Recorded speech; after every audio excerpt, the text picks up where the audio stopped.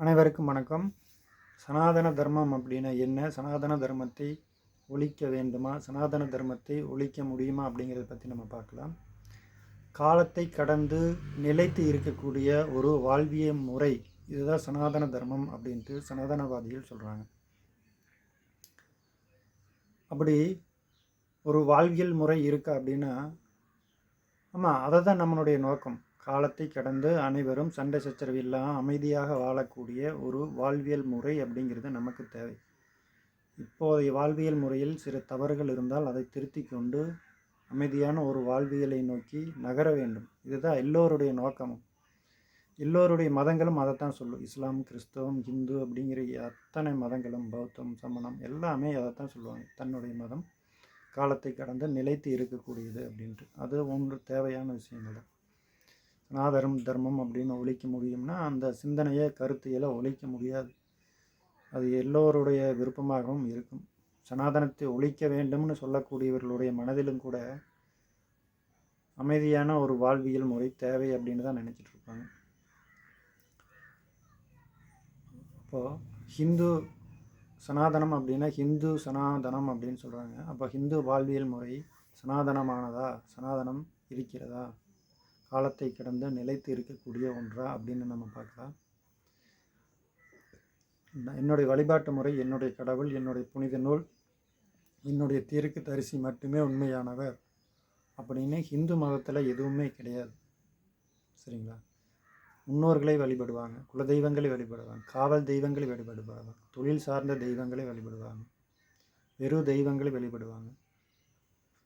கூடவே இயேசுவையும் வழிபடுவாங்க, அல்லாவையும் வழிபடுவாங்க, வேறு ஏதோ ஒரு கடவுள்னு சொன்னால் அதையும் வழிபடுவாங்க. அப்போது வழிபடுவதற்கு எந்த விதமான தடைகளும் ஆட்சேபனையும் இங்கே கிடையாது. எல்லா பாதைகளுமே கடவுளை சென்றடையக்கூடிய ஒரு பாதை அப்படிங்கிறது தான் சனாதன தர்மம். அப்போது சனாதன தர்மம் அப்படிங்கிறது மத நல்லிணக்கங்களை அடிப்படையாக கொண்ட ஒரு வாழ்வியல் முறை.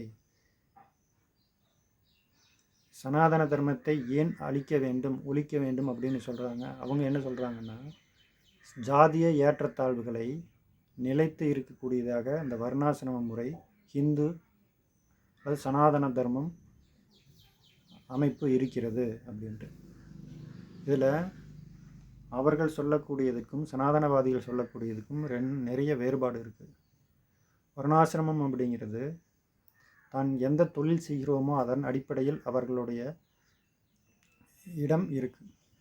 ஒரு மருத்துவராக இருக்கிறார், ஒரு வேலை செஞ்சு கொண்டிருக்கிறார் அப்படின்னா அவர்கள் சூத்திரர்கள் அப்படின்னு சொல்கிறார். உதாரணம், மருத்துவர்கள். ஒரு வியாபாரம் பண்ணுறாங்க, ஒரு பொருளை வாங்கி விற்று வியாபாரம் பண்ணுறாங்க அப்படின்னா அவர்கள் எல்லோரும் வைசியர்கள். ஒரு அரசாளக்கூடிய இடத்தில் அல்லது பாதுகாப்பு காவலர்களாக, படை வீரர்களாக இருக்கிறார்கள் அப்படின்னா அவர்கள் சத்திரியர்கள். ஆசிரியராக, வழிகாட்டியாக, குருவாக ஒருத்தர் இருக்கார் அப்படின்னா அவர் பிராமணர். இது அவர்கள் செய்கின்ற தொழிலின் அடிப்படையில், தர்மத்தின் அடிப்படையில் இருக்கக்கூடிய இடம். ஜாதிய அப்படிங்கிறது நான் எந்த ஒரு குடியில் பிறந்தேனோ அந்த குடியினோட அடையாளம். சரிங்களா? இங்கே ஜாதி அமைப்பு முறை தப்பு அப்படிங்கிறது இங்கே யாரும் சொல்ல வரல. ஜாதி ஏற்றத்தாழ்வு, நீ தீண்டத்தகாதவன், நீ மேலோன் கீழோன் அப்படிங்கிற ஒரு சிந்தனை தான் இங்கே தவறுன்னு சொல்ல வர்றாங்க. சனாதனவாதிகளும் இதைத்தான் சொல்கிறாங்க. யாராவது சாதிய ஏற்றத்தாழ்வு அமைப்பு முறைகளால் பலனடைந்தவர்கள் இருந்து ஜாதி ஏற்றத்தாழ்வு சரி அப்படின்னு சொல்கிறாங்க அப்படின்னா அவர்கள் புறக்கணிக்கப்பட வேண்டியவர்கள். இதில் எந்த மாற்று கருத்துமே கிடையாது. சரிங்களா? இந்து தர்மத்தில், இந்து வாழ்வியலில் இன்றைக்கும் ஜாதிய ஏற்றத்தாழ்வுகள் இருக்குது. அது இல்லைன்னு சொல்லி மறுக்க முடியாது. சனாதனவாதிகளுடைய ஆசையும் அந்த ஜாதிய ஏற்றத்தாழ்வுகள் ஒழிந்து எல்லோரும் ஒற்றுமையாக அமைதியாக வாழ வேண்டும் என்பது தான். அப்போது சனாதனவாதிகள் என்ன சொல்கிறாங்க அப்படின்னா, ஜாதிய ஏற்றத்தாழ்வுகள் நீங்க வேண்டும் என்று தான் அவங்களும் சொல்கிறாங்க. சனாதனத்தை ஒழிக்க வேண்டும் சொல்கிறவங்க இல்லை உங்களுடைய அமைப்பு முறையே இதையே நிலைத்திருக்க வேண்டும் நீங்கள் விரும்புகிறீங்க அப்படின்னு சொல்கிறாங்க. அவர்கள் விரும்பலைன்னு சொன்னாலும் இவர்களுடைய ஆசை என்னென்னா அவர்கள் நிலைத்து இருக்க வேண்டும்னு விரும்பணும், அதை நாம் எதிர்க்கணும் அப்படிங்கிறது தான். ஆனால் அவர்களே ஓப்பனாக சொல்கிறாங்க, இன்றைக்கி யாருமே ஜாதி ஏற்றத்தாழ்வுகள் நிலையாக இருக்க வேண்டும் அப்படின்னு பிரச்சாரம் பண்ணுறக்கூடிய ஆட்கள் கிடையாது. அது தவறு, தண்டனைக்குரியது. சரிங்களா? எல்லாருமே அப்படி யாரும் கிடையாது. இப்போது முருகன் கோயிலில் போகிறாங்க, பழனிக்கு போகிறாங்க அப்படின்னா கடவுள் பக்கத்தில் வரைக்கும் என்ன இப்போ போய் எல்லா ஜாதியினரும் கடவுளை வழிபட முடியும். ஆனால் கடவுள் கருவறைக்குள் வந்து பூஜை செய்யக்கூடிய ஒரு வேலையை பிராமணர்கள் பாரம்பரியமாக செய்கிறதுனால அவர்கள் அந்த உரிமை எங்களுக்கு தான் வேண்டும் அப்படின்னு சொல்கிறாங்க. ஆனால் கடவுள் அருகில் வரைக்கும் நீங்கள் வரக்கூடாது அப்படின்னு சொல்லக்கூடிய ஒரு விஷயங்கள் இப்போ நடக்கிறது கிடையாது. சரிங்களா? யாரும் எந்த கடவுளையும் விருப்பப்பட்ட கடவுளையும் வழிபடக்கூடிய ஒரு உரிமை அனைவருக்கும் உண்டு. ஜாதிய பாகுபாடுகள் எல்லாமே கிடையாது. புதிதாக ஏதாவது கோயில் கட்டி அதில் யார் எப்படி வேணாலும் வழிபடலாம், எந்த ஜாதியினர் வேணாலும் பூஜை செய்யலாம் அப்படின்ட்டு யார் வேணாலும் சொல்லலாம். பாரம்பரியமாக இருக்கிறதுல அவர்களுடைய உரிமையை அவர்கள் விட்டு கொடுப்பதில்லை. இதையே சிலர் சுய லாபத்திற்காக பார்ப்பனியம், வர்ணாசிரமத்தை அடிப்படையில் ஜாதிய ஏற்றத்தாழ்வுகளை நிலையாக இருக்கக்கூடியதாக செய்கிறார்கள் அப்படின்னு குற்றம் சாட்டுறது நடந்துட்டுருக்கு. அது தவறான விஷயம். அப்போது கவனிங்க, பிராமணர்கள் அப்படிங்கிறது ஒரு 3% மக்கள் தான். மீதி 97% மக்களை அவர்கள் கட்டுப்பாட்டில் வைத்திருக்கிறார்கள் அப்படின்னா அது ஏற்றக்கூடியதாக இல்லை. நான் என்னுடைய முன்னோர்களையோ குலதெய்வங்களையோ காவல் தெய்வங்களையோ கெடா வெட்டி கும்பிட்டேன் அப்படின்னா பிராமணர்கள் அதை செய்கிறதில்லை. ஆனால் நான் செய்யக்கூடாதுன்னு அவர்களால் சொல்ல முடியாது. சொன்னாங்க அப்படின்னா அவர்கள் புறக்கணிக்கப்பட்டு விடுவார்கள். புரியுது? நான் சொல்ல வர விஷயம் தான். நான் என்னுடைய விருப்பப்படி நான் நடந்துகிட்ருக்கேன். நான் வேதங்களை படித்தோ அதில் இருக்கிற மாதிரி நான் வாழ்கிற கிடையாது. என்னுடைய முன்னோர்கள் எதை செய்தார்களோ அதையே நான் செஞ்சுட்டு வரேன். அதில் மதம் நல்லிணக்கம் இருக்குது. என்னுடைய விருப்பப்படி அனைத்து கடவுள்களையும் விருப்பருக்கு முழு உரிமை உண்டு. ஆனே இயேசுவையும் வணங்கலாம், அல்லாவையும் வணங்கலாம். யாரும் என்னை தடுக்க போவதில்லை. ஆனால் சில மதங்கள் அவர்களுடைய கடவுளை தவிர மற்ற மதங்களை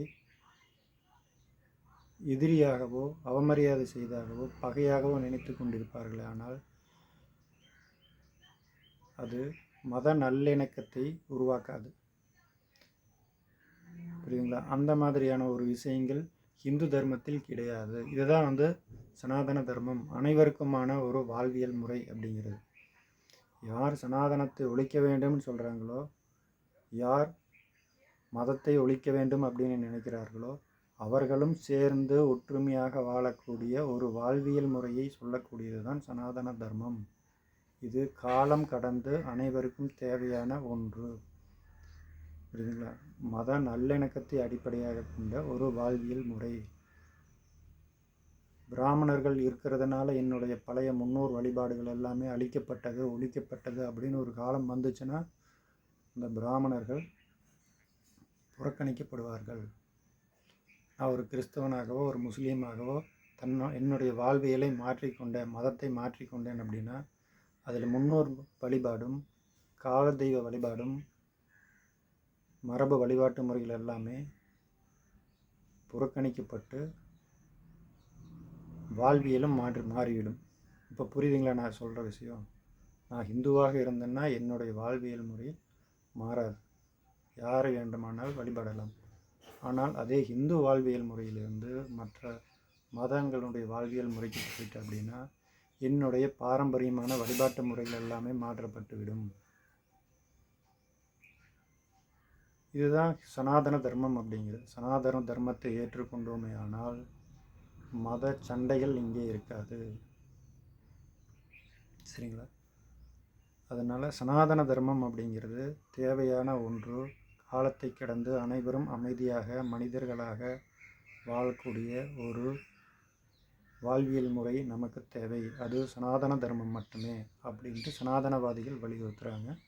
அதில் இருக்கக்கூடிய சாதிய ஏற்றத்தாழ்வுகளை நீங்க வேண்டும் அப்படின்னு அவர்களும் விரும்புகிறார்கள். சிலர் அதை எதிர்த்து பேசினாலும் கூட அவர்கள் புறக்கணிக்கப்பட வேண்டியவர்கள். எனவே சனாதன தர்மத்தை ஒழிக்க முடியாது.